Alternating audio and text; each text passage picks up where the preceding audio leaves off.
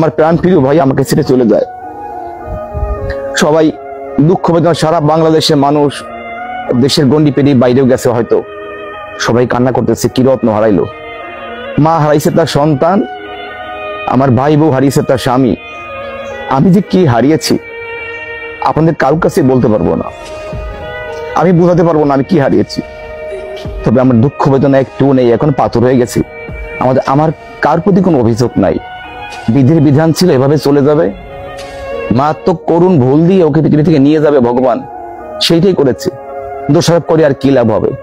আমার কার প্রতি কোনো অভিযোগ নাই, শুধু করজোড়ে মিনতি করছি দেশবাসীর কাছে, জাতির কাছে, আপনারা যারা এই বিভিন্ন রকম কুরুচিপূর্ণ সুরুচিপূর্ণ বিভিন্ন অ্যানালাইসিস বিভিন্ন রকম মন্তব্য করছেন, তাদের কাছে ক্ষমা চাই। আমাদের বাঁচতে দিন।